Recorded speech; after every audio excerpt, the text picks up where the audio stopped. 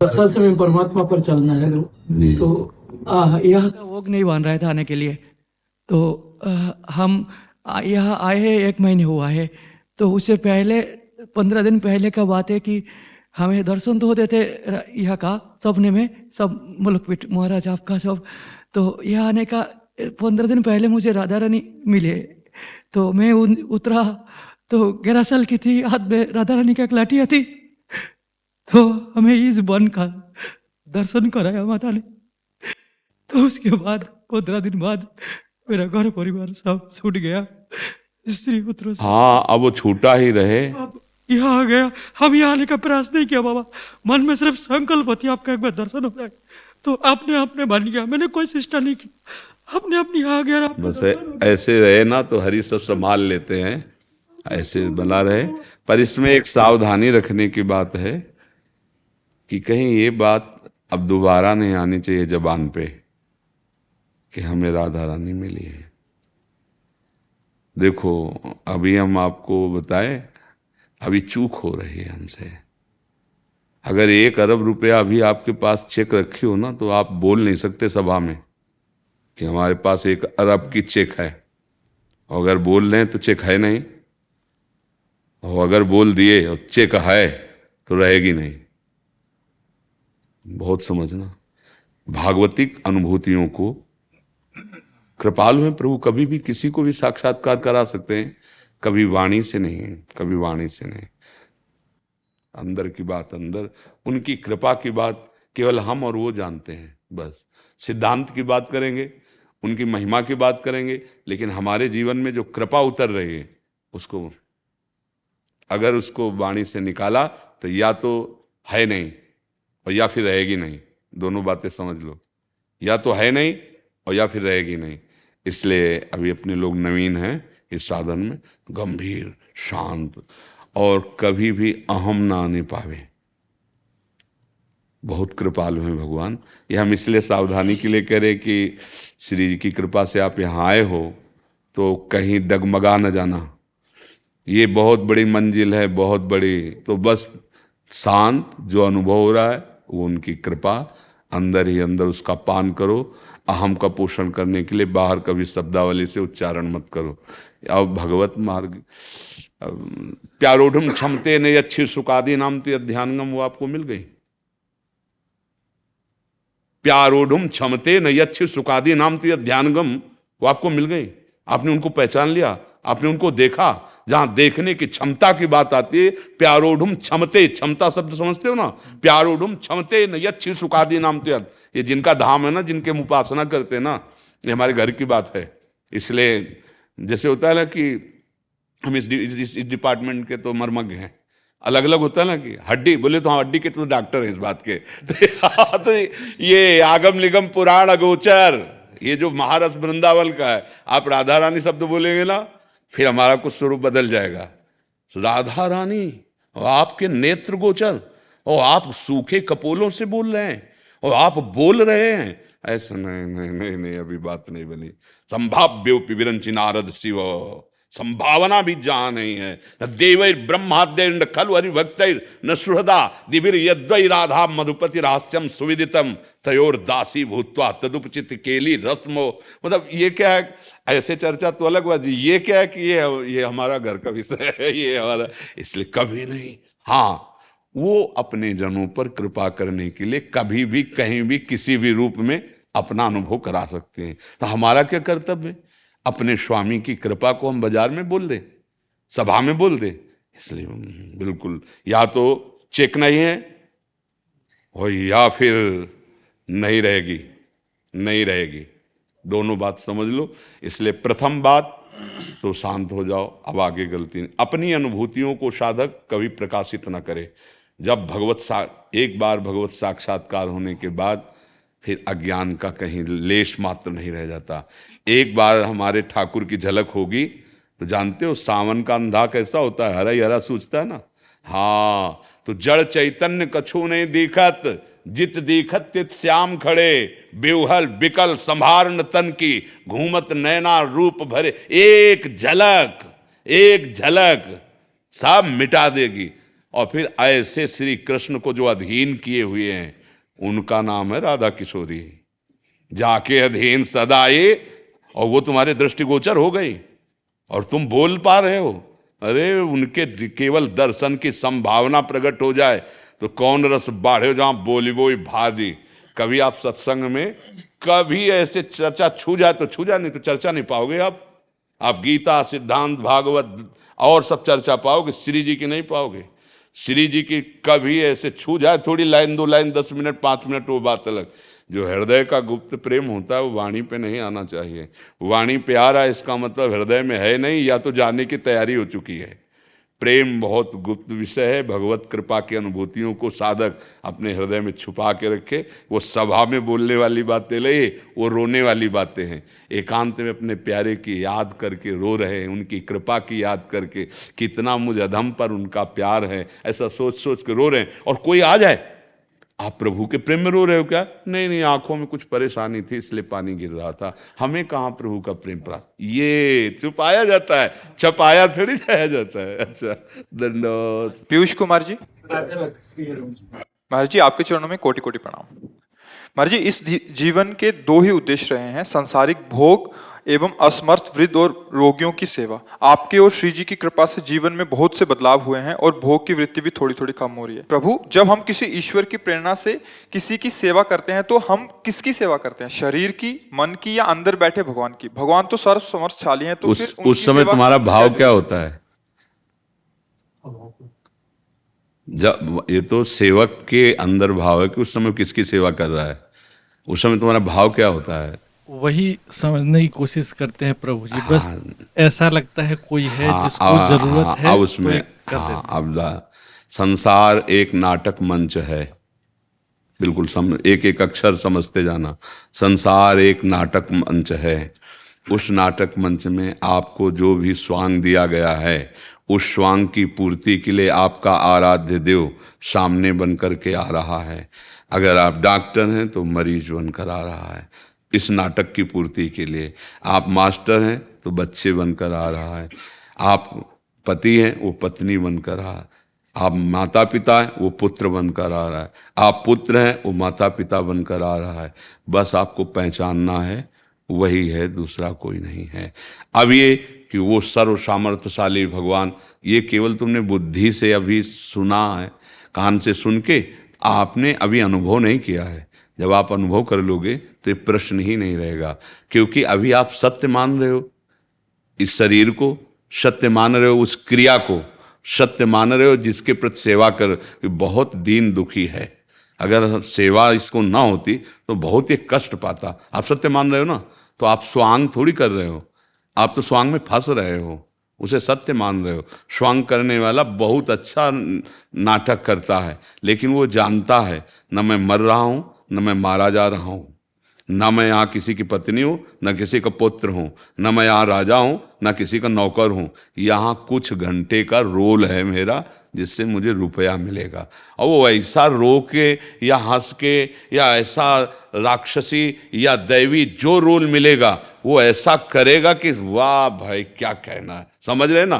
पर वो रोल करते हुए वर्तमान में समझ रहा है कि मैं जो रोल कर रहा हूँ ये मेरा झूठा, और मैं जिसके साथ रोल कर रहा हूँ ये भी झूठा। सत्य वस्तु तो एक ही है, दो नहीं होती, एक ही वस्तु है। तो अभी सत्य का तो बोध हुआ नहीं है, तो भावना करो वही सत्य है इन सब के रूपों में। और जिससे भोग करना चाहते हो, जिस इंद्री से, नेत्र, श्रवण इंद्री, घ्राण इंद्री, सब इंद्रियां, वो वही है तुम्हारे लिए। वो सब कुछ बना हुआ है। अब आप किस रूप में उसे चाहते हैं, असत रूप में या सत रूप में? असत रूप में सब चाह कर रहे हैं, असत शरीरों की, असत भोगों की, तो उसका परिणाम वही बना हुआ है। दुख, क्लेश, अशांति, जन्म, मृत्यु, नरक, ये वही बना हुआ है, दूसरा कोई नहीं है। तो इसलिए उसके स्वरूप को समझने के लिए पहले हम अपने शरीर के कर्मों से फंसे थे, तो अब हम कर्मों से मुक्त होने वाले कर्म करेंगे कि दूसरे शरीरों में जो हमारा प्रियतम प्रभु बैठा हुआ है, आराध्य देव, ये भावना करेंगे कि इस शरीर की सेवा से उसको सुख पहुंच रहा है। वस्तुतः हम अपने कर्म बंधन काट रहे हैं, हम अपना अज्ञान दूर कर रहे हैं। जैसे जैसे निष्काम सेवा बनती चली जाएगी, वैसे वैसे आपका हृदय पवित्र होता जाएगा। और पवित्र हृदय में देखोगे ना कोई स्वामी है ना कोई सेवक है, एक ही है। केवल ये हजारों घड़े हैं, प्रतिबिंब उसी का पड़ रहा है। दूसरा न मैं है न तू है, या तू ही तू है या मैं ही मैं है। समझ पा रहे? हाँ, जब तक मैं तू है तब तक माया है।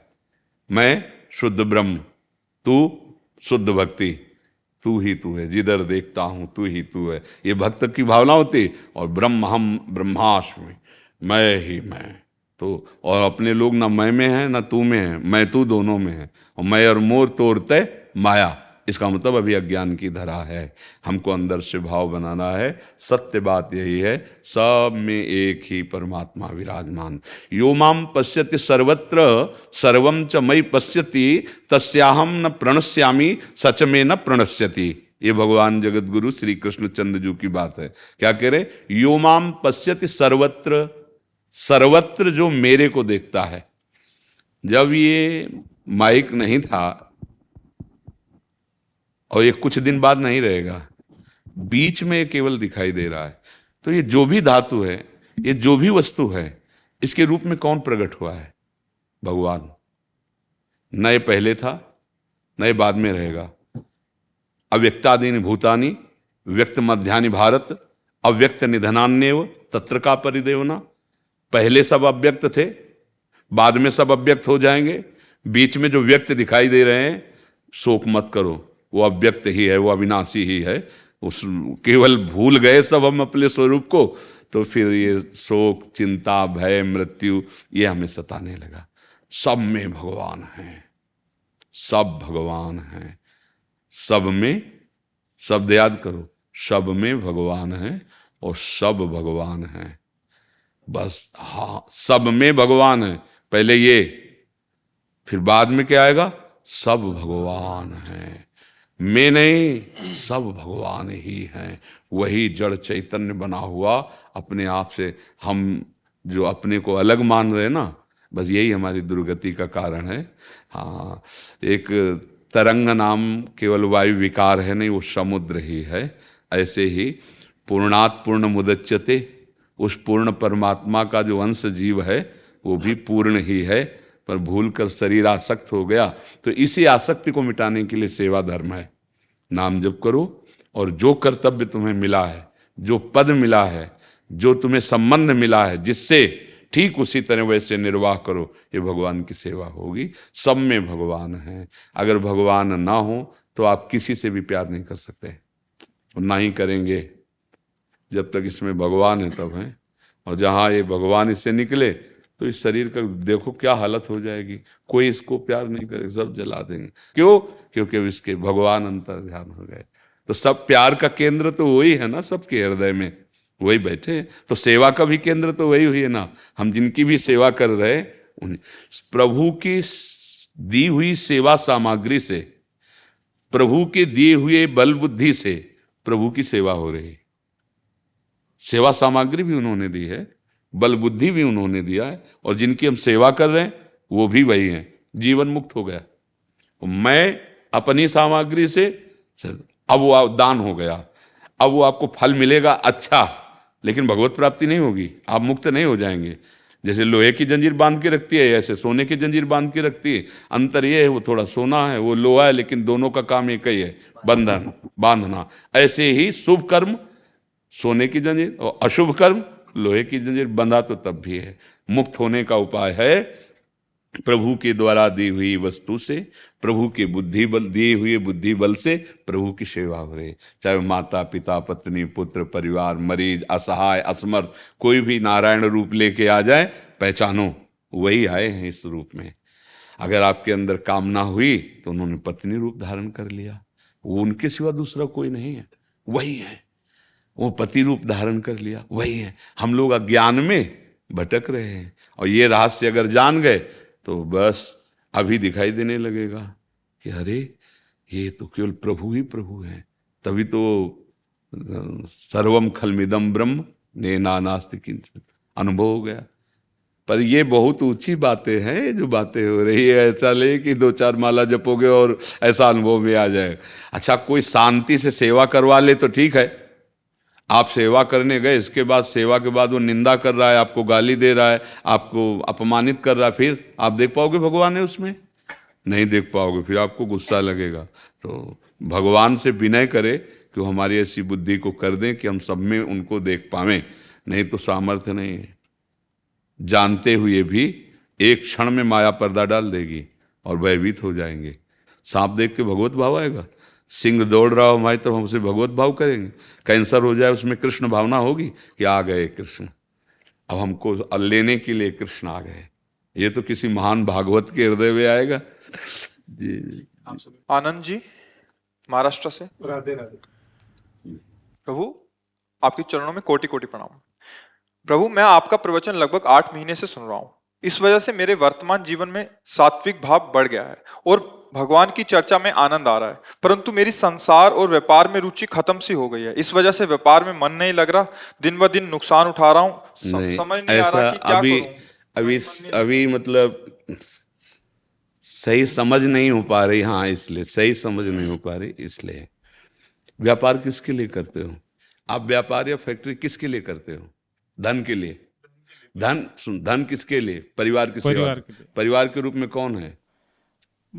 परमेश्वरी है। हाँ, अब है, परमेश्वर ही है, नहीं परमेश्वर है। हर चीज का निराकरण हो जाएगा। पहले आप इस बात को मान रहे हैं ना कि परिवार और समाज सेवा के लिए अर्थ कमाना जरूरी है। अर्थ का लिए चाहे किसानी करना पड़े, नौकरी करना पड़े, व्यापार करना पड़े, ये जरूरी है। भगवान हमें जीवन दिए हैं दो का, एक है मन और एक है तन। अब मन से अगर हम राम कृष्ण हरि बोल रहे हैं और तन से खूब मेहनत कर रहे हैं तो हमें कोई परेशानी नहीं। अब इसमें जिससे बात आता है कि व्यापार में हमें झूठ बोलना पड़ता है, तो मुझे लगता है कि अगर हम सत्य बात को स्वीकार करें तो हमारा भ्रम खत्म हो जाएगा कि झूठ बोलने से हम धनी हो जाएंगे। सब पूरी दुनिया झूठ बोल रही, और कौन शांति को प्राप्त है और कौन ऐसी धनी है?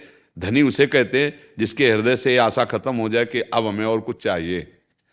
पक्का धनी वही है जिसके हृदय से धन की आशा खत्म हो जाए। अगर धन की आशा है तो भिखारी है, धनी है क्या? ये चाहत बढ़ाते चले जा रहे हो और मन असंतुष्ट होता चला जा रहा है। इसी को तो सुधारने के लिए सत्संग है। हम कह रहे झूठ क्यों बोलना है? क्यों बोलना है? हमारी यही हमें बेचना है। हम इसको 100 का लाएं, 250 का देंगे, तुम्हें लेना तो ले लीजिए। ये नौकर, ये चाकर, ये बिजली, ये मकान जो हम किराए पे लेके दुकान खोले हैं, ये तुम्हारी सेवा के लिए नहीं खोले। परिवार भी है और ये भी देना है। माना 100 का मिलता है, हमारे यहाँ 250 को मिलेगा, लेना तो ले जाओ। अब अगर सत्य पे चलोगे और अच्छी वस्तु बेचोगे तो ये मोल भाव करने वाले अलग होते हैं। और पूर्व जो किया है वो संभल नहीं रहा है ना। क्या? जो अभी तक जो झूठ किया है, जो उसके लिए छोड़ दो। अहम तो हम स्वरूपा पे भी मोक्षस्यामि मां शुचा अबलो नशानी अबनानु से हो। अभी तक नहीं जानते थे, हमसे गलतियां होती गई, जानकर भी हम वास्तविक नहीं जानते थे। अब जान गए हैं, अब सावधान हो जाओ। अगर अब जग जाओगे ना तो पीछे का आग लगा देंगे भगवान। वो सर्व सामर्थ्यशाली है, वो भस्म कर देंगे। भगवान के शब्द हम बोल रहे हैं। अहम, भगवान कह रहे हैं सर्वधर्मान परित्यज्य माम एकम शरणम ब्रज अहम त्वाम स्वरूपापेभ्यो मोक्षयिष्यामि मा शुचा। अब जैसे कुछ लोग कहते हैं हाँ तो इसका मतलब क्या है कि अच्छा जितना बड़ा पापी, हाँ बेटा है वो आ सकता है घर वापस, क्यों नहीं आ सकता? बेटा है, अगर वो भ्रमित हो गया है, बाजार में घूम रहा है कई रात्रियों से और वो गलत पे गलत करता चला जा रहा है, लेकिन जिस दिन लौटेगा तो घर में उसके लिए जगह है, क्योंकि उसका घर है, उसके बाप की वस्तु है। ऐसे ही भगवान हमारे हैं, हम भगवान के हैं। हम माया में भूल गए, भ्रमित हो गए, हमसे बहुत सी गलतियां हो गई। जब हम लौट कर कान पकड़ेंगे आके ना प्रभु के सामने, तो वो कह रहे हैं हम तो हम स्वर पापेभ्यो मोक्षयिष्यामि मा शुचा। पर शाम के कान पकड़ा और सुबह से फिर वही शुरू, तो फिर वो करेंगे तो फिर भी कृपा करेंगे। उनका स्वभाव ही है कृपालु, पर दूसरी कृपा करेंगे, फिर कठोर कृपा करेंगे, और वो अपने लोग झेल नहीं सकते। जब वो कठोर कृपा करते हैं तो फिर त्राहिमाम मच जाता है।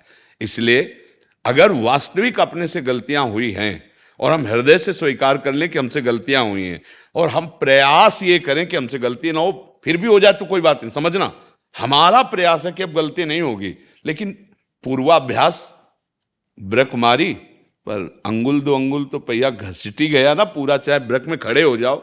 रफ्तार से गाड़ी चल रही थी ना, अब धीरे धीरे उसको हम ब्रेक में लाए और एकदम ब्रेक मार दिया।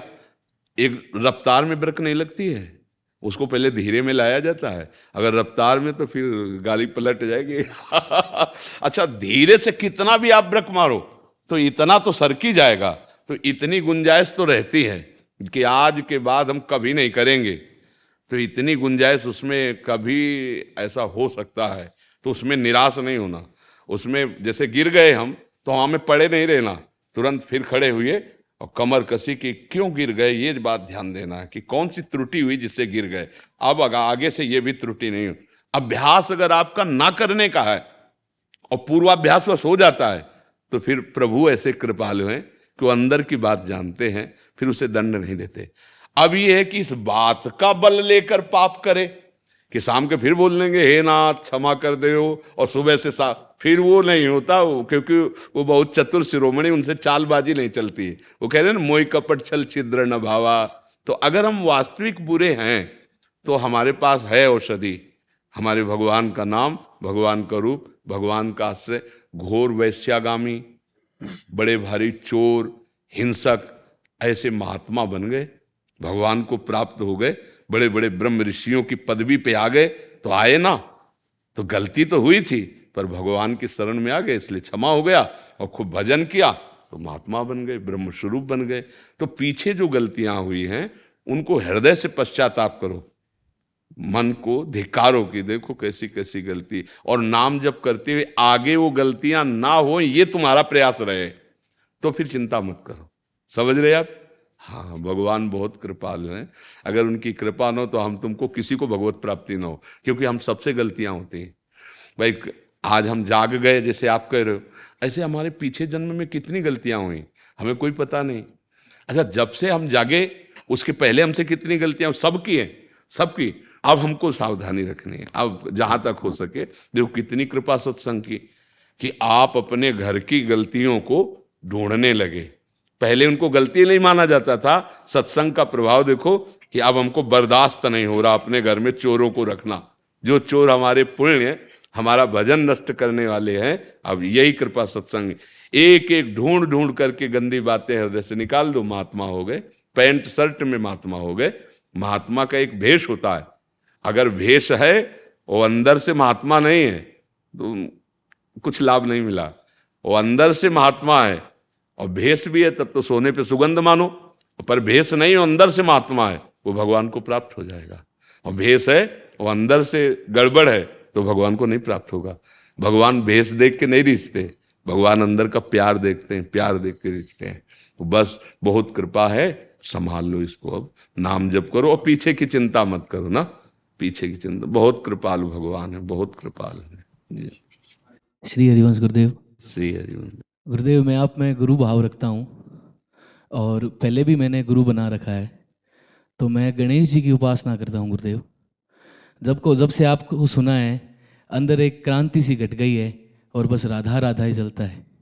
तो अब गुरुदेव दोनों में मैं क्या करूँ, मेरे को समझ। पहली बात तो ये देखना है कि गुरु बनाने की वस्तु नहीं होती, गुरु स्वयं भू है, स्वयं वस्तु है ना। हम भाव अर्पित करते हैं गुरुदेव में। गुरु बनाने का भाव का मतलब होता है हम अपने भाव अर्पित करते हैं, और उस भाव में देह भाव होता है, अंतःकरण भाव होता है और स्वभाव होता है। ये तीनों अर्पित किए जाते हैं, तभी गुरु को स्वीकार आपने किया है, आप गुरु के शरणागत हैं जब तीनों को अर्पित कर दें। देह भाव, स्थूल तन, और अंतःकरण का भाव, मन आदि का, सूक्ष्म शरीर, और स्वभाव कारण शरीर, उस परब्रह्म परमात्मा स्वरूप गुरुदेव को दे। गुरुदेव बनाने का मतलब होता है परतंत्रता स्वीकार करना।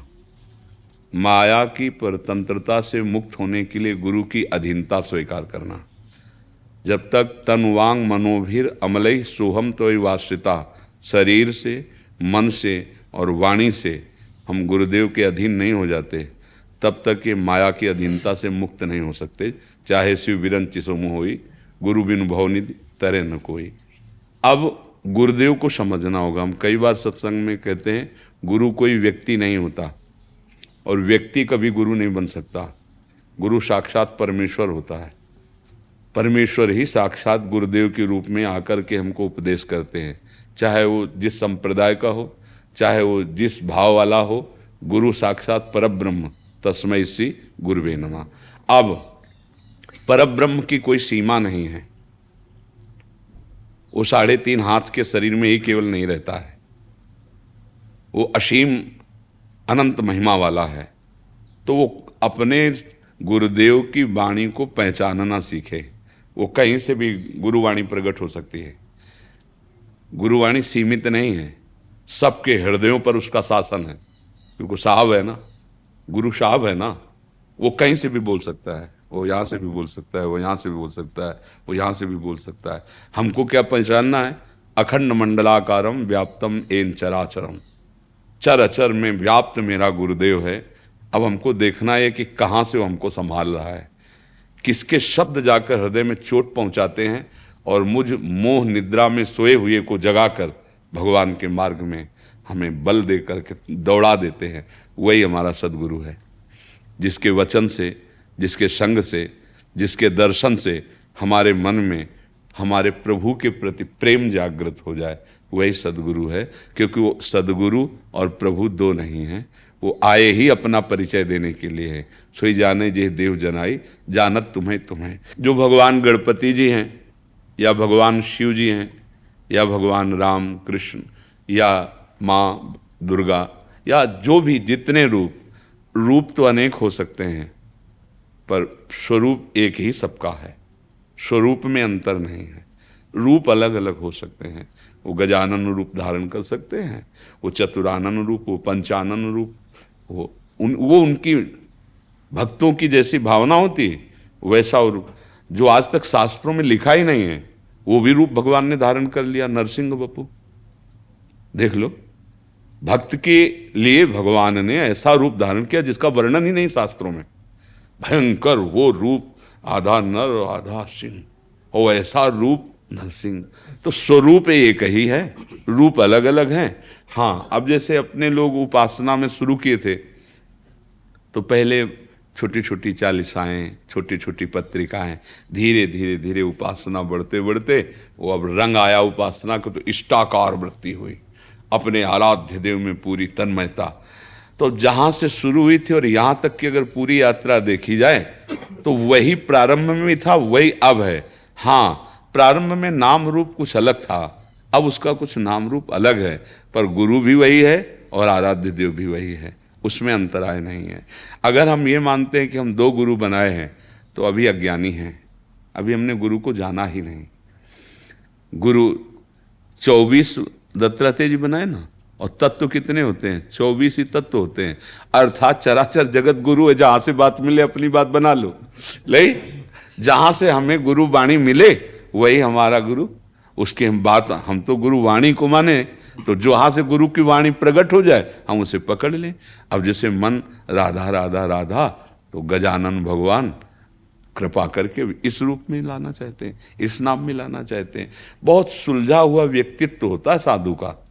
जो साधक है, साधु है, उसका व्यक्तित्व बहुत सुलझा हुआ होता है, चित्त का समाधान उसका रहता है ना। इसलिए कभी कोई संशय, कभी कोई फसाव या कभी कोई द्वंद्व उसके हृदय में उपस्थित नहीं होता। जब तक फसाव है, जब तक संशय है, द्वंद्व है, तब तक संभावना गिरने की है। इसलिए गिरने वाले नहीं, दौड़ने वाले बनना चाहे इस मार्ग में, कोई संशय नहीं। एक ही परम तत्व है, जब जहाँ जैसा चाहता है वो मुझे चला रहा है। मान लो ये शब्द कान तक पहुँचाने वाला कौन था? वही था ना। ये राधा नाम की प्रियता देने वाला कौन था? वही था। बस हमको पहचानना है, पहचान लिए तो कोई समस्या ही नहीं हृदय में रहेगी। समझ रहे जी? जी नहीं, और किसी को कुछ ऐसा नाम से इतना प्रेम हो जैसे ध्रुव प्रहलाद का था। जी जी, ऐसी कोई स्थिति हमें भी बताएं भी, नाम से इतना प्रेम हो। हाँ, इसमें क्या है कि जब हमारा महत्व भाव जहाँ होता है वहाँ हमारी प्रीति हो जाती है। जैसे किसी का गांजा में मात हुआ तो बिना गांजा पिए नहीं रह सकता, अफीम में हुआ तो बिना अफीम के नहीं रह सकता, शराब में हुआ तो बिना शराब के नहीं रह सकता, व्यभिचार में हुआ तो व्यभिचार के। अगर असत मार्ग में मात हुआ है तो अपने लोगों को देख लो, अनंत जन्म बीत गए, आज तक हम नहीं छोड़ पा रहे। शरीर का कौन ध्यान करता है, भोगों का कौन ध्यान करता है, लेकिन विस्मरण कब होता है हमें भी बता दो। न शरीर का विस्मरण होता है, न भोगों का विस्मरण होता है। क्यों? क्योंकि हमारी सुख बुद्धि मातु बुद्धि है बहुत जन्मों से। अगर गुरु कृपा से नाम में मातु बुद्धि हो जाए, हे गुरु ने परम धन दिया नाम, और नाम हम जबरदस्ती प्रतिपल जपने लगे तो इसमें आसक्ति हो जाएगी। हमारे यहाँ एक भोरी सखी नाम के महान संत हुए हैं, तो उन्होंने कहा है, नाम श्वास दो बिलक चलत हैं, इनको भेद न मोको भावे। श्वास ही नाम, नाम ही श्वासा, और नाम श्वास को भेद मिटावे, और रोम रोम जब रग रग बोले तब कुछ स्वाद नाम को पावे। कह रहे हैं कि मुझे अच्छा नहीं लगता कि कोई भी श्वास बिना नाम के चली जाए खाली। साधक ठीक नहीं है, क्या महापुरुष हैं। अगर हम भगवत मार्ग के पथिक हैं और हमारी श्वास बिना नाम के चली जाए, मतलब धिक्कार है, हमारे जीवन को धिक्कार। उसी को नारद जी संस्कृत में लिख रहे हैं, तदर्पिता अखिलाचारिता तद्स्मरणेन परम व्याकुलतेति। हर आचरण अपने प्रभु के लिए करे और एक सेकंड के लिए भी भूलने पर ऐसी व्याकुलता हो जैसे तुम्हें जल में डुबो दिया जाए और फिर श्वास लेने के लिए व्याकुलता होती है, ऐसी। तो जब हम श्वास श्वास नाम जपने का अभ्यास करें, पहले मन लगता नहीं, स्वाभाविक लगाना होता है, और एक बार लग गया तो सच्ची मानो जैसे दिल की धड़कन अपने आप हो रही ना, ऐसे अपने आप सुमिरन होता है। गोस्वामी जी ने बहुत प्रवीणता पूर्वक मांगा है भगवान श्री राम से। तुलसीदास जी ने कहा, कामी नारी प्यारी जिमी और लोभी जिम प्रिय दाम, तिम रघुनाथ निरंतर प्रिय लागो मोहि राम। बोले मुझे कैसे प्यारे लगो, जैसे घोर कामी पुरुष बिना प्रयास के स्त्री का चिंतन करता रहता है। हे राम जी, ऐसे आपका चिंतन होता रहे। जैसे लोभी कंजूस आदमी रुपया का बिना प्रयास के चिंतन करता रहता है, ऐसे हे राम जी बिना प्रयास के आपका नाम ऐसे लोभी की तरह, जैसे दाम प्रिय और कामी को जैसे स्त्री प्रिय, ऐसे हे नाथ आप मुझे प्रिय लगो। तो यदि हमारी महत्व बुद्धि हो जाए नाम में, और कुछ दिन हट करके हम अभ्यास करें नाम का, कि कोई भी श्वास खाली न जाने पावे नाम की, फिर नाम अव्याव्रत हो जाएगा। अव्याव्रत माने अखंड भजन, अपने आप हो ऐसे और जहां नाम चला तो सारे विकार मिटा करके प्रभु का रूप प्रकाशित करता है। आराध्य देव का रूप, जीव ही आराध्य देव का रूप आया, अब मन का काम खत्म हो गया। जैसे चीटा पिघले हुए गुड़ में फंस जाए तो एक ही उपाय केवल है, मर ही सकता है, दूसरा कोई उपाय नहीं है। क्योंकि उसकी टांगें ऐसी होती ना, फंस गया ना, अब वो मर ही जाएगा। आप निकालोगे तो टांगें टूट जाएंगी। ऐसे ही मन अब मर जाएगा। मरने का मतलब होता है विषय रस रहित। मन मारिया तन बस में कीना, हुआ भरम सब दूर, बाहर से कछ दिखत नाई, अंदर चमके नूर। आपो त्याग जगत में बैठे, नहीं किसी से काम, उनमें तो कछु अंतर नाई, संत का हो चाहे राम। बराबर हो गया ना। तो ये जब हम जाप नाम का प्रत्येक श्वास में करें और ऐसी निष्ठा रखें कि अगर थोड़ा भी विस्मरण हो तो हमें असहनीय हो जाए, पर हम लोग घंटों भूल जाएंगे और असहनीय नहीं होगा। ईमानदारी से देखो, अगर हमें कहीं और महत्व है, धन में, सम्मान में, समाज में, तो हम दूसरे से लौकिक व्यवहार करते समय, लौकिक वार्ता करते समय हम अपने प्रभु को भूल जाएंगे। और जबकि त्रिभुवन की राज्य लक्ष्मी देने पर भी जो आधे पल के लिए भगवान का विस्मरण ना करे, वो सच्चा महाभागवत, वो भगवान का दास। जो त्रिभुवन की राज्य लक्ष्मी देने पर भी आधे पल के लिए भी भगवान का विस्मरण न करे। तो ये होता है अभ्यास से और गुरु कृपा से। गुरु कृपा से जो नाम मिला, मंत्र मिला, अब अभ्यास करें कि कोई श्वास खाली ना जाए। तो कुछ दिन आप अभ्यास करो, मन को पकड़ाओ, और एक बार मन पकड़ ले फिर आप छुड़ा नहीं सकते। जैसे देखो, एक बार मन ने विषय भोगों को पकड़ रखा है, अब कितनी ताकत साधक लगा रहा है, कितना परेशान कर रहा है मन, कि हम निर्विषय होकर भगवान को भजें, लेकिन बार बार वहीं पहुंच जाता है, क्योंकि इसने पकड़ रखा है विषय को। अब लड़ाई साधना इसी बात की है, विषय छुड़वाकर भगवान पकड़ाना है। और जिस दिन इसने पकड़ लिया भगवान के नाम को, वही तो सिद्ध हो गए। स्वाभाविक भगवान का स्मरण, स्वाभाविक भगवान नाम चिंतन, लीला चिंतन, रूप चिंतन, गुण चिंतन, अब वो प्रेम की दशा को प्राप्त हो जाता है। तो अभ्यास के द्वारा कोई श्वास भी नाम की खाली ना जाए तो जरूर हमको प्राप्त हो। ओंकारानंद जी महाराज जी, स्वामी जी, प्रातस्मरणी महाराज जी, आपके चरणों में कोटि कोटि प्रणाम। महाराज जी, वर्तमान समय में संस्कार और शिक्षण के बारे में बेटियों को सनातन धर्म की शिक्षा के लिए हमें क्या करना चाहिए? हमारे बाप के बस की बात नहीं रह गई है, अब भगवान ही संभाल सकते हैं। क्योंकि जब तक स्वयं का हमारा हृदय संकल्प नहीं करेगा सदाचार के लिए, पवित्र आचरण के लिए, तो हम लोग चिल्लाते रहेंगे, कोई फर्क नहीं पड़ेगा। आजकल हमारे जो बच्चा बच्चियां हैं नई अवस्था की, सबसे ज़्यादा कुमार्गगामी वृत्तियों को वो बहुत पढ़ा लिखा समाज समझती हैं। मतलब वो हमारी ना भाषा उनको समझ में आएगी और ना हमारी बात उनको समझ में आएगी, लेकिन उनको एक प्रकृति समझा देगी, चाहे बच्चा हो चाहे बच्ची हो। जो प्राकृतिक दंड मिलता है ना, फिर समझ में आ जाता, अभी समझ में नहीं आता।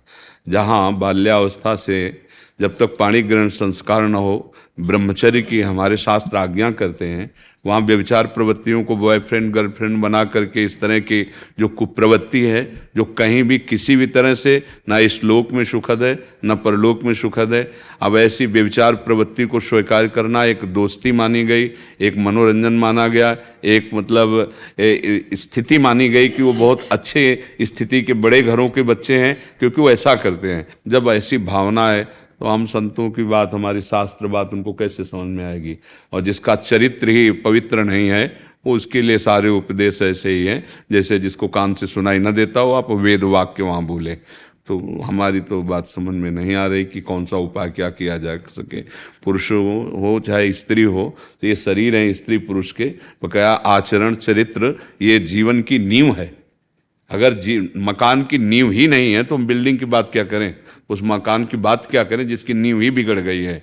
अब आप विचार कीजिए, सबसे गंदी प्रवृत्ति व्यभिचार प्रवृत्ति कही गई है।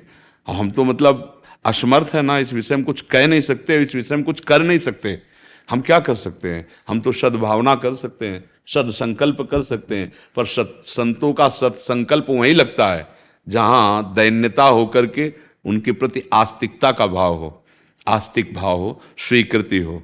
अस्त माने होता है स्वीकार करना कि ये जो बात कह रहे हैं ये हमारे मंगल के लिए है। अगर स्वीकार करे तो संतों की बात, संतों की कृपा, जो आचरण विहीनता बढ़ती चली जा रही है, ये हमारे समाज के लिए बहुत बड़ा शाप है। माता पिता की अवहेलना कर देना, जिन्होंने तुम्हें अपने जीवन को अर्पित करके पाला पोषा है, तुम उनकी कम से कम एक सलाह तो ले लो कि तुम किधर कदम रख रहे हो। बच्चे हो, वो तुम्हारा अहित थोड़ी करेंगे, तुम्हारे माता पिता हैं, तो कम से कम इतना अधिकार तो दे दो अपने जीवन का कि आप कदम किधर रख रहे हैं। उनको सलाहकार, कम से कम इतना तो सलाह उनसे ले ही सकते हो। यद्यपि पूरे जीवन का अधिकार माता पिता पर होता है, क्योंकि वो हमारे को प्रकट किए हैं, हमारा पालन पोषण किए हैं। कौन जाने कि कितना वो कष्ट हमारे लिए सहे। अभी जरा सी कहीं सोच पड़ी हो ना, तो आप घृणा करके निकलेंगे, और पूरे सोच में लिथरे हुए हमको उन्होंने कपड़े धोए, नहलाया धुलाया, कितनी सेवा, वो हमारा मंगल करेंगे क्या? दिए हम अपनी बात उनको बता दें। तो माता पिता को तो अगर वो डांटे तो उनको डांट कर उत्तर देते हैं आज के बच्चे। तो अब भाई जो उन्नति के लक्षण वो तो हमें नहीं दिखाई दे रहे। माता पिता की आज्ञा में चलना, जब तक ब्याह न हो तब तक ब्रह्मचर्य सदाचार का पालन करना, अपनी जो कर्तव्य हैं पढ़ाई आदि उनको भगवान का भजन मानना, भगवान की प्रसन्नता मानना, और बिना अनुशासन के कुछ भी अच्छा नहीं होता। चाहे वो राष्ट्र हो, चाहे मतलब प्रदेश हो, चाहे वो एक गांव हो, चाहे एक घर हो, और चाहे स्वयं क्यों न हो। जब तक शास्त्र का अनुशासन या बड़े बुजुर्गों का अनुशासन, गुरुजनों का अनुशासन, तो फिर वो जीवन बेकार होता है। वो सब बेकार हो जाता है। तो अनुशासन मानने के लिए आज थोड़ी कृपा नजर आ रही कि नए बच्चे उत्साहित हो रहे हैं। हम प्रणाम करते हैं, उनको धन्यवाद देते हैं कि वो गंदी आचरण छोड़ रहे हैं, गंदी बातें छोड़ रहे हैं, अच्छे मार्ग का अनुसरण कर रहे हैं। पर अब जैसे कि सुधार हो ही जाए, इसके लिए आपको तैयार होना पड़ेगा, हमारी बात माननी पड़ेगी, हमारे शास्त्रों की बात माननी पड़ेगी, अपने माता पिता की अधीनता स्वीकार करनी पड़ेगी। आज बच्चे माता पिता के अधीन नहीं हैं, ऐसा नहीं। ये श्रृंगार, ये बनावट शरीर की तभी की जाती थी पति जब प्राप्त हो जाता था, पति को रिझाने के लिए की जाती थी। नहीं तो सादगी से अपने शरीर को ढककर पवित्र आचरण करके पढ़ लिख करके और फिर जब माता पिता के द्वारा पाणी ग्रहण संस्कार धर्मपूर्वक वैदिक सिद्धांत के अंतर्गत, कभी हमने तलाक नहीं सुना। गांव में बचपन 13 वर्ष तक रहे, कभी तलाक शब्द हमारी स्मृति में नहीं है। और आज आप लव मैरिज करते हैं और तलाक और हिंसा और लड़ाई झगड़ा, तो आपका क्या लव है, क्या है प्यार? ये प्यार है आपका? वहां कभी दूल्हा देखा नहीं, कभी दुल्हन देखी नहीं, और परस्पर माता पिता की केवल इच्छा के अनुसार ब्याह हो गया और आजीवन निर्वाह किया। पवित्र आचरण, पवित्र तो फिर देशभक्त, भगवान के भक्त, ऐसी संतानें प्रकट होती थी। अब आप व्यभिचार प्रवृत्ति को, अब हमारा इस विषय पे तो बहुत हृदय मतलब दुखी है कि हमारी नई समाज जो है ऐसी गड्ढे में गिरने जा रही है जिससे कोई पूरा जीवन बर्बाद हो जाएगा, पूरा जीवन बर्बाद हो जाएगा। एक स्वभाव में समझो, जैसे हमने कई बार हम उदाहरण प्यार से बताया कि स्वभाव बन गया है अलग अलग दुकानों का भोजन पाना, होटलों का भोजन पाना, फिर एक रसोई घर की, उसका भोजन अच्छा नहीं लगेगा। बात समझ लो। ऐसे हमारे शरीर की हर इंद्रिय है, उस इंद्रिय को आपने व्यभिचार में प्रवृत्त कर दिया। अब आप एक पातिव्रत धर्म से नहीं रह सकते, आप एक पत्नी व्रत नहीं ले सकते। बोलो ब्याह भी हुआ और प्यार भी नहीं और जीवन भी ठीक नहीं, अशांति, तो पूरा जीवन बर्बाद हो गया ना। नींव ऐसी गंदी पड़ गई कि पूरा जीवन बर्बाद हो गया। और ये खेल कब तक खेलोगे? जब तक तुम्हारे अंदर जवानी का नशा चढ़ा है। इसके बाद जब इसके कर्मों का भोग आएगा तब फिर भगवान को कोसोगे। धर्म विरुद्ध आचरण किए, उनका फल अवश्य में भोक्तव्यम कृतम कर्म शुभाशुभम। इसलिए चाहे भाई हो चाहे बहनें हो, स्त्री पुरुष शरीर ये पोशाकें हैं, हम सब भगवान के अंश हैं। यदि हम भगवान की आज्ञा नहीं मानेंगे, शास्त्र आज्ञा भगवान की आज्ञा, जो गुरुजनों की आज्ञा वो भगवान की आज्ञा है, अगर हम नहीं मानेंगे तो आगे चल करके हमको इसका परिणाम वो मिलेगा जो हम झेल नहीं पाएंगे, पक्का नहीं झेल पाएंगे। दुर्गति पे दुर्गति होती चली। शुभ गति कभी व्यभिचारी की होती है, कभी व्यभिचार करने वाला शुभ विचार वाला बन सकता है, कभी व्यभिचार करने वाला दूसरों को सम्मान दे सकता है, कभी व्यभिचार करने वाला दूसरों के सुख की तरफ देख सकता है। आप सोचो, हमारी बहन को कोई गंदी दृष्टि से देखे कैसा लगेगा? और व्यभिचार भाव जब जागृत हो गया तो दूसरे की बहन बेटी के साथ कैसा बर्ताव होता है? ये क्या हो रहा है? ये वही हो रहा है, वही नींव है जिसको तुम लोगों ने स्वयं हंस खेल कर बर्बाद कर दिया। अब वो दृष्टि बदलती चली जा रही है। हमारे अंदर भावना गलत होती है तो हम वही गलत दृश्य देख रहे हैं, मोबाइल हाथ में, गलत बातें कर रहे हैं, गलत चिंतन हो रहा है, तो गलत क्रियाएं हो रही हैं। जो हम बोलते हैं, जो हम देखते हैं, जो हम सुनते हैं, उसी का चिंतन होता है, और जिसका चिंतन होता है उसी का संकल्प बनता है, जो संकल्प बनता है वही क्रियाएं होती है, जो क्रियाएं होती है वही भोगना होता है। तो अब हमारे आचरण ऐसे हो रहे हैं कि भोगना बहुत कठिन पड़ेगा। पहले हमने कभी कैंसर नहीं सुने थे, अब ऐसे कैंसर हो रहे हैं जैसे किसी को बुखार हो रहा हो। क्या हो रहा है? वही कर्म, वही कर्मों का फल आपको बढ़ाता चला जा रहा है, किधर?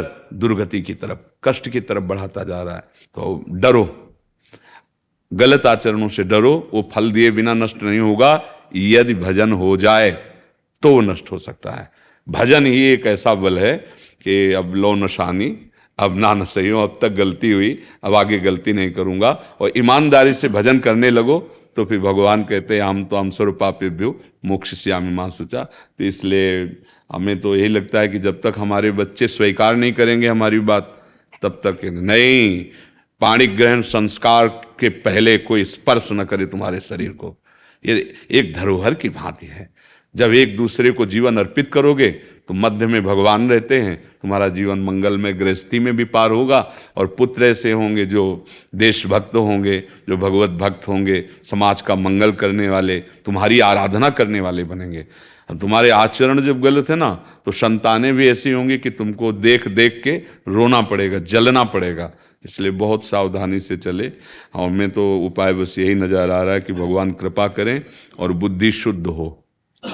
बुद्धि शुद्ध हो तभी सब ठीक हो सकता है, और वो शुद्ध होती है शास्त्र स्वाध्याय और संत समागम से, और वो अब बड़ा मुश्किल है, बड़ा मुश्किल है, क्योंकि शास्त्र स्वाध्याय करने की रुचि और समय नहीं है। मोबाइल हाथ में कौन शास्त्र स्वाध्याय करे। अच्छा, संतों पर श्रद्धा होना ये बड़ी दुर्लभ बात होती है। ये तो भगवान की कृपा है जो आप लोग यहाँ सुनने आए, बैठे आए। नहीं तो ऐसे आचरण कुछ हो गए हैं और ऐसे दृश्य कुछ दिखाए जाते हैं, अब किसकी बात मानेंगे। संत के लिए ये बात हो गई, शास्त्र स्वाध्याय करने लायक बुद्धि नहीं रह गई है, तो संभाले कौन तुम्हें, कौन संभाले। अब जो शास्त्रों का रहस्य नहीं समझ रहे हैं, केवल वासना पूर्ति के लिए शास्त्र का या इस वेश का, तो उससे जो रही कोई श्रद्धा है ना, वो भी भस्म होती चली जा रही। इसलिए बहुत मतलब है तो संकटपूर्ण समय, दिन का दिन आगे, पर यदि संभाल लिया जाए तो कलयुग का प्रभाव नहीं पड़ेगा। जिते विनायक शुभ अशुभ विघ्न करे नहीं कोई, विघ्न करे नहीं कोई, डरे कलिकाल कष्ट भय, हरे सकल संताप, हरस हरिनाम जपत जय। कलयुग भयभीत रहता है नाम जापक से। जो निरंतर नाम जपने का अभ्यास करता है और अच्छे आचरण से चलता है तो कलयुग भयभीत रहता है, उसके ऊपर अपना प्रभाव नहीं डाल पाता है, नहीं तो कोई भगवत प्राप्ति कर ही ना पावे। तो इसलिए हमारे तो हृदय में यही बात है कि अब आप और हम या कोई भी क्या कर सकता है जब तक आप सुधरना ना चाहें, है नहीं। मान लो अमृत परोस दिया, अब आप ना पाओ तो पाना तो आप, अच्छा पा लिया और उल्टी कर दिया तो भी नहीं बनेगा। पाओ और उसे पचाओ, जब पचा गए तो स्वस्थ हो गए।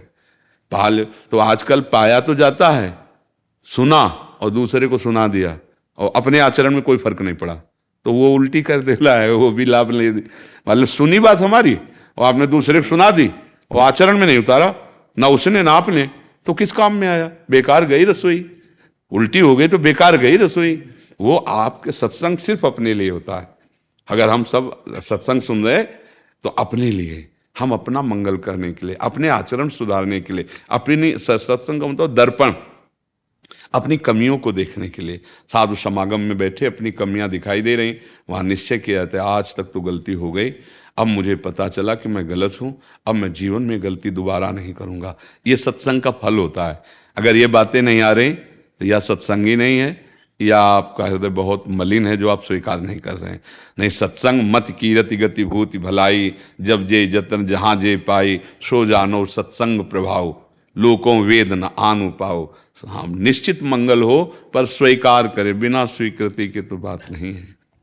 मेरा श्री पूछने का एक ही कारण था कि बेटियां यहाँ छात्रालय में आश्रम में रह के पढ़ती है 17 साल से। नर्मदा के किनारे महाराज जी आश्रम है, वहाँ 100-150 बच्चियां। हाँ, अगर ऐसा है क्या कि सार्वजनिक प्रश्न था ना, अब ये पर्सनल प्रश्न हो गया कि जैसे गुरुकुल में पहले छात्र रहते थे, ऐसे ही गुरुकुल की तरह आपके यहाँ छात्राएं रहती हैं। हाँ, अब अगर आप इस विषय में प्रश्न करें तो बताएं। बेटियां जितना भी समय रहे पास में, जितना समय पढ़े उतना समय और उसके लिए सोचे, उनको और सिखाए।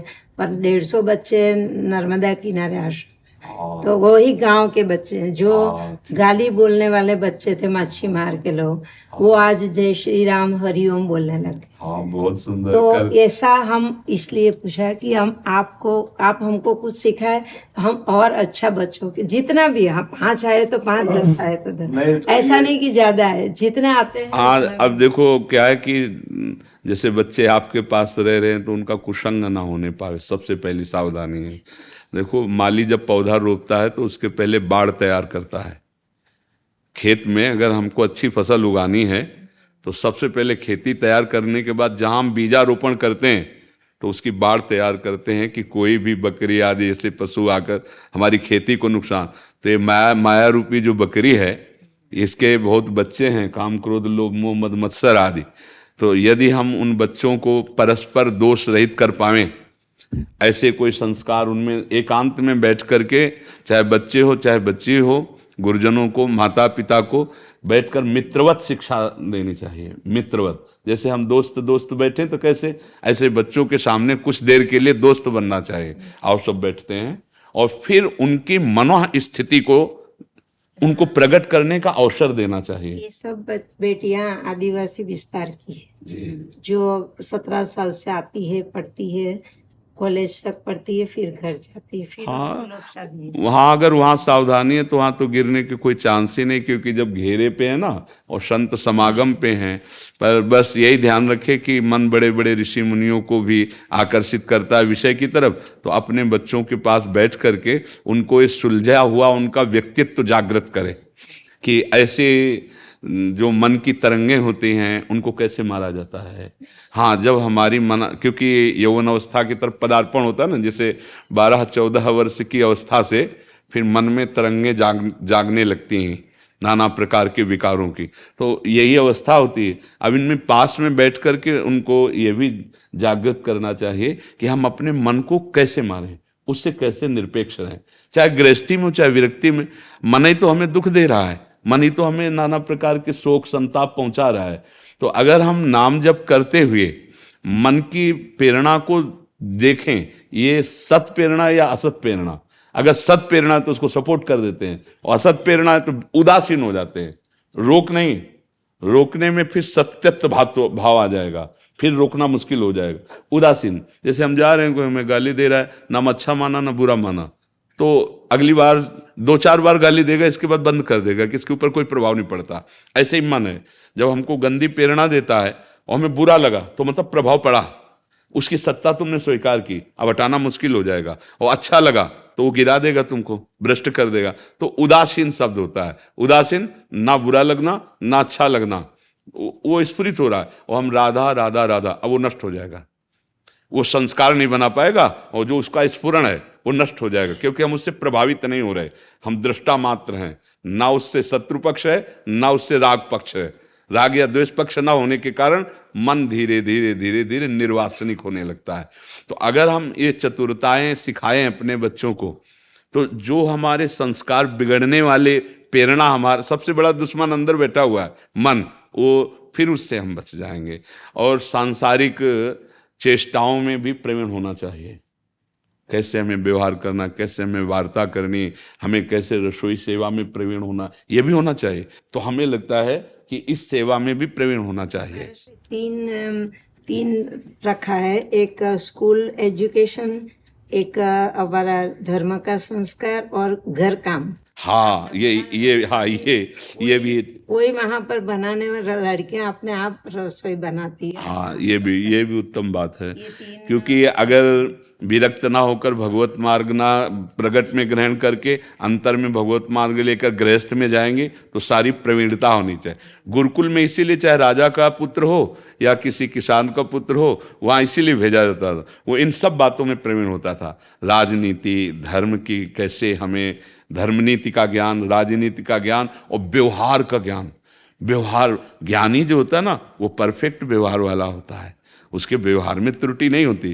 तो जो पहले गुरुकुल परंपरा थी बहुत अच्छी थी, और अब ज़्यादा ये आधुनिकता विदेशी सब चल गया ना, तो उसने सब हमारे जो पवित्र भारत के संयम थे उनको सब मतलब उसी में चल रही है, जो बच्चों को नहीं मोबाइल का दूषण कुछ भी नहीं, क्योंकि उसमें और बिगड़ते हैं, तो वो भी रखा नहीं, बच्चों को देते ही नहीं। हाँ, अच्छा है। हम मोबाइल को ज़्यादा दोषी तब ठहराते हैं जब हम अपने पर शासन नहीं कर पाते। नहीं, मोबाइल से थोड़ा लाभ भी है। जैसे आप सुन के आई हो, तो किससे सुन के आई हो? तो अगर यहाँ पर एक कठिया बाबा के पास एक संत रहे हुए थे बहुत साल पहले, तो उन्होंने मेरे को आपका नाम बताया, YouTube में देखने को बोला, सत्संग सुनना। सत्संग सुनने के बाद ऐसा हो गया है 2 साल से कि एक भी दिन यदि सत्संग नहीं सुना है तो नींद नहीं आती है। हाँ, भगवान रोज और मेरा जीवन में साधना पक्ष में को कुछ भी इतना समाधान मिला है कि मैं उसका वर्णन नहीं कर सकती हूँ। मगर इसलिए यहाँ पर आने का बीच महाराज श्री का प्रत्यक्ष दर्शन के लिए